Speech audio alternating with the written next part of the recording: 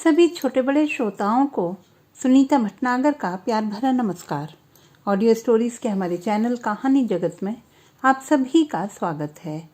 हिंदी कहानियों की श्रृंखला में आइए आज सुनते हैं महेश दर्पण जी द्वारा रचित कहानी बहुत कुछ। ताई मेरे लिए अतीत और वर्तमान के बीच एक पुल की तरह थी। मैं उन्हें देखता तो मुझे पुराने दिन एक एक कर याद आने लगते थे। मैं अपने किशोर दिनों में उतर जाता था। मुझे याद है अच्छी तरह से कि ताई जब शादी के बाद घर आई थी तो कैसे भीतर आकर उन्होंने सबसे पहले मुझे ही अपनी गोद में बिठाया था। फिर कुछ बरस बाद मैं भले ही उनसे अलग हो गया हूँ, लेकिन वह भी मानती थी कि माँ बनने से पहले उनका सारा दुलार मुझ पर ही रहा था। वह मुझे अपना बेटा ही तो मानने लगी थी। उनकी वजह से बहुत कम समय में मैं ये भूल गया था कि अपने माँ बाबू को होश संभालने से पहले ही खो चुका हूँ। किसे पता था कि बरसों बाद फिर हमें एक ही मोहल्ले में रहने का मौका मिलेगा। दर दर की ठोकरें खाने के बाद मेरे मोहल्ले में आने तक ताई बहुत कुछ खो चुकी थी। वह ताऊजी को किस कदर चाहती थी यह ताऊजी के न रहने पर ही पता चला। बहन की शादी करने के बाद जब उनके बेटों ने उनसे कहा कि यह घर अब जर्जर हो चुका है, इसे बेच बाच कर किसी ठीक ठाक जगह कोई फ्लैट देख लेते हैं, तो वह बिफर ही पड़ी थी। तुम्हारे लिए हो गया ये जर्जर, यह मेरे लिए जीने का सबसे बड़ा सहारा है, समझे? तुम लोगों को जहाँ जाना है शौक से जाओ, मैं मरते दम तक यहीं रहूंगी। मुझे किसी के सहारे की ज़रूरत नहीं है। शंकर ने एक रोज़ मुझे बताया था कि माँ घंटों अपना कमरा बंद किए बैठी रहती हैं, कोई इस दौरान उन्हें छेड़ नहीं सकता। कई बार तो खाने का वक्त निकल जाता है और हम लोग भूखे बैठे उनके बाहर आने का इंतज़ार करते रहते हैं। क्या करती हैं अकेले में दरवाज़ा बंद करके वह? मेरी जिज्ञासा जाग उठी थी। शंकर ने बताया, अरे बहुत दिनों तक तो हम खुद हैरान थे यही सोच सोच कर। एक दिन राज खुद ही खुल गया। हुआ ये कि बंटी ने दादी खोलो कहते हुए उनका दरवाज़ा जोरों से बड़बड़ा दिया। शायद सिटकनी ठीक से नहीं लगी थी। खटाक की आवाज़ हुई और दरवाज़ा खुल गया। जब तक हम लोग बंटी को रोकते वह जाकर दादी की गोद में बैठ गया था। दादी, ये इतनी सारी चिट्ठियाँ कहाँ से आ गईं तुम्हारे पास? उसी बात का जवाब दिए बगैर हड़बड़ाहट में माँ फर्श पर बिखरी चिट्ठियाँ बटोर कर अपने थैले में रखने लगी थी। इस वक्त दद्दा, तुम उनकी फुर्ती देखते जरा। उन्होंने बंटी के हाथ से छीनते वक्त भी यह एहतियात रखा कि कहीं कोई चिट्ठी फट ना जाए। यह तो हम समझ ही गए थे कि ये तमाम चिट्ठियाँ बाबूजी ने उन्हें समय समय पर लिखी होंगी। अब समझ में आने लगा था कि आखिर क्यों उन्हें यह पसंद नहीं था कि बहुएं उनके कमरे की सफाई करें। अलमारी में हाथ लगाने का तो खैर सवाल ही नहीं उठता। वह हम सब के लिए एक वर्जित प्रदेश की तरह है। शंकर जाने क्या क्या बोलता रहा था उस रोज, और मैं था कि ताई के साथ बीते दिनों में जा पहुंचा था। ताऊजी हर वक्त अपने लिखने पढ़ने में ही लगे रहते थे और ताई जी मुझे पढ़ाने लिखाने में। चाय के वक्त चाय, नाश्ते के वक्त नाश्ता। बहुत हो गया तो रात को खाने के वक्त थोड़ी बातचीत ये हो गई कि आज दिन भर क्या किया तुम लोगों ने। कभी ताई मेरी शैतानियों की शिकायत करती, कभी कहती कभी कभार आप भी तो देख लिया कीजिए इसका कामकाज, आजकल पढ़ने में मन बिल्कुल नहीं लगता है इसका।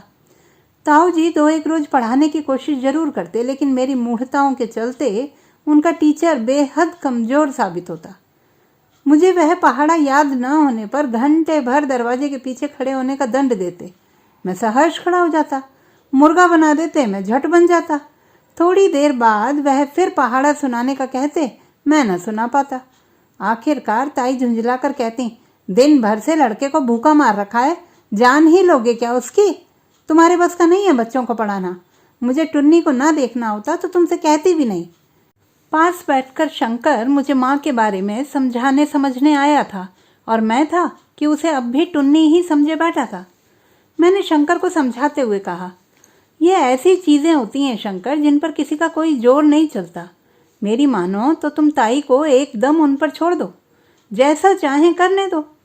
कभी कभी आदमी अपने वर्तमान से ऊब जाता है तो उसे बीता हुआ समय स्मृति बनकर उबार लेता है। ताई जब चाहें तुम उन्हें वहां जाने से मत रोको, कुछ एक दिन में सब ठीक हो जाएगा। शंकर के जाते ही पत्नी बाजार से लौट आई थी। मन न माना तो मैंने उसे ताई के पास चलने का आग्रह किया। वह थकी तो थी ही, रात का खाना भी बनाने की तैयारी में जुट जाना चाहती थी, लेकिन मेरे आग्रह के स्वर में उसे शायद मेरी बेचैनी भी नजर आ गई थी। बोली, चलो, लेकिन 1 घंटा से ज़्यादा नहीं रुकेंगे।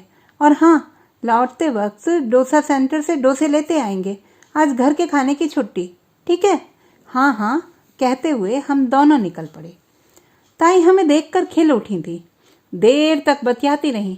कभी कभी तो मुझे लगता कि जैसे वह मुझ में ताऊजी की छवि देख रही हैं। बस बात बात पर कहती, बिल्कुल अपने ताऊजी पर गया है रे तू। बातें करते करते उन्हें लगा कि वही बोले जा रही हैं, तो बोली, तू भी कुछ बोलेगा या अपने ताऊजी की तरह चुप बना बैठा रहेगा? ताई की बातें सुनकर उनकी बहुएं मुंह छिपाकर हंसे जा रही थी और मैं उन्हें गंभीरतापूर्वक सुनने का नाटक कर रहा था। नाटक इसलिए कि अगर आप मेरी जगह होते तो शायद यही कहने पर मजबूर हो जाते। ताई के पास आए हमें बमुश्किल आधा घंटा ही हुआ होगा कि इस बीच उन्होंने 6-7 बार एक ही किस्सा सुना दिया। पहली बार सुनाया तो हम लोग खूब हंसे थे। ताई की बात उन्हीं की जुबान में सुन लीजिए। हम लोग जब एनसीसी में थे तो एक बार हमारा टेस्ट लिया गया, कौन हवाई जहाज में जाने लायक है करके। जहाज जब ऊपर को उड़ा तब तो ठीक था, लेकिन जब उतरने लगा तो मेरी तो धड़कनें ही तेज हो गई। मशीन में ये सब साफ दिखाई दे रहा था टेस्ट लेने वालों को। बस फिर क्या था, मेरी छुट्टी हो गई, वरना मैं भी जहाज उड़ाती फिरती। किस्सा खत्म करने के बाद ताई जाने कहाँ गुम हो गई थी। बातें होती रहीं, ताई बैठी रहीं। ताई बोली नहीं, बातें होती रहीं। सब के पास अपने अपने किस्से थे, लेकिन ताई जब भी बोलती वही हवाई जहाज वाला किस्सा दोहरा देती। पहली बार तो मुझे लगा कि शायद भूल गई हैं, लेकिन जब यह सिलसिला ही चल निकला तो मुझे लगा ऐसा होने की कोई खास वजह होनी चाहिए। क्या बुढ़ापे में सचमुच स्मृति दोष हो जाता होगा? क्यों होता होगा स्मृति दोष? या फिर इंसान एक ही बात को दोहराते हुए कहीं अपने वह सब न कर पाने की हीनता ग्रंथि से ही तो नहीं जूझता रहता जीवन भर? इधर मैं सोचते हुए गहरे में उतरा ही था और उधर कुछ एक बातों के बाद ताई जी फिर उसी किस्से के साथ हाजिर थीं। मैंने गौर किया कि ऐसा करते हुए उनमें वही विश्वास मौजूद था जो प्रायः पहली बार कहने वाले में नजर आता है। वह सुना रही थी कि आज वह भी जहाज उड़ा रही होती अगर टेस्ट में उन्हें फेल न कर दिया गया होता, और उधर मेरी और शंकर की पत्नी फिस से मुंह दबाकर हंसने लगी। एक आध बार तो उनकी यह हरकत में भाप न पाया, लेकिन फिर साफ पकड़ में आ गया कि ये दोनों आज कुछ हटकर बैठी हुई क्यों हैं। ताई यह बात कई मर्तबा बता चुकी हैं, यह उन्हें बताना मुझे ठीक ना लगा। उल्टे मैंने उनसे फिर पूछ ही लिया, तो ताई फिर कभी जहाज में बैठी कि नहीं तुम? उनका चेहरा कायदे में बुझ जाना चाहिए था, लेकिन इसके ठीक उलट वह खिल पड़ा। अरे अब तुझे क्या बताऊं, जब शादी हुई तो तेरे ताऊजी ने सबसे पहले तो मेरी नौकरी छुड़वा दी। कहते थे हमारे यहाँ औरत की कमाई नहीं खाई जाती, औरतें काम करती हैं तो घर का सत्यानाश हो जाता है। तू बताइयो जरा, तेरे घर में बहू रोज काम पे जाती है कि नहीं? क्या हुआ आज तक? उल्टे कमाने वाले 1 से 2 हो गए। मैं तो कहती हूँ जो मर्द औरत को हमेशा अपने नीचे रखना चाहते हैं वही छुड़वाते हैं नौकरी उसकी। घर तो बनाने से बनता है, घर में बैठे रहने से नहीं। अब तू ही जान, ताऊजी तो चले गए, बच्चों को पढ़ा लिखा के अपने पैरों पर खड़े होने लायक किसने बनाया? ट्यूशन पढ़ा पढ़ा के ना। पढ़ी लिखी ना होती तो कैसे संभव होता ये? बता तो जरा। पढ़ाई क्या घर में बैठ के हो जाती है? लेकिन तेरे ताऊजी की बात मानकर घर से बाहर मैं फिर भी नहीं निकली। ताई बोले जा रही थी और हल्की हो रही थी। मुझे लगा कि उनकी सबसे बड़ी बीमारी तो दरअसल वह अबोला है जो घर में बना हुआ है। उनकी एक जैसी बातें सुन सुनकर बेटा बाहर निकल जाता है और बहू उन पर कान नहीं देती। ताई कुछ करना चाहती हैं तो बहू फौरन रोक देती है। माँ जी आप नहीं कर पाएंगी, छोड़ दीजिए, मैं हूं ना। ताई से बस यही वाक्य बर्दाश्त नहीं होता, वह बिफर पड़ती हैं। लो भैया, तुम्हारा काम काम ठहरा, मैं भला कैसे कर पाऊंगी अब? हमारे सामने भी तो यही हुआ था। बहू चाय बनाकर ले आई तो ताई बिस्किट का डिब्बा ले आती हूँ कहकर उठने को हुई ही थी कि बहू ने रोक दिया। माँ जी आप रहने दीजिए, मैं ले आती हूँ। बोलती बोलती ताई इसके बाद एकदम खामोश हो गई। बहू बिस्किट ले आई थी लेकिन उन्होंने बिस्किट छुए तक नहीं। मैंने माहौल को सहज करने की कोशिश में शंकर से कहा, अरे भाई तुम लोग भी खाओगे या हम ही खाते रहेंगे? इस बीच बंटी ने वह चमत्कार किया जो कोई और शायद ही कर पाता। उसने एक बिस्किट उठाया और पीछे से आकर जबरदस्ती अपनी दादी के मुंह में ठूस दिया। ताई ना करती रही, लेकिन बंटी कहाँ मानने वाला था। यह देखकर हम सब के सब एक साथ हंस पड़े। आधा बिस्किट उनके मुंह के भीतर और आधा बाहर देखकर बंटी को बड़ा मजा आ रहा था। वह ताली बजा बजा कर नाचने लगा। बिस्कुट खाकर हमारे साथ साथ ताई भी हंसने लगी और बंटी से बोली, ठहर बदमाश, तुझे तो मैं अभी बताती हूँ। बैठे बैठे पत्नी ने घड़ी दिखाते हुए इशारा किया कि बस अब चलने का वक्त हो गया है। हमने ताई के पैर छुए और विदा ली। गेट तक छोड़ने आया शंकर कहने लगा, दद्दा आप आ जाया करो ना, आपके आने से बड़ा अच्छा लगता है। आपके आने से माँ भी खुश हो जाती हैं। ताई पीछे खड़ी थी चुपचाप, लेकिन उनकी पनीली आंखें बहुत कुछ कह रही थी।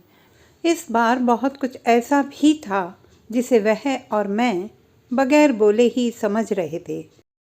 तो दोस्तों, ये थी हमारी आज की कहानी। आपको कैसी लगी कमेंट बॉक्स में लिखना ना भूलें। चैनल को सब्सक्राइब करें, लाइक करें और मित्रों के साथ शेयर करें।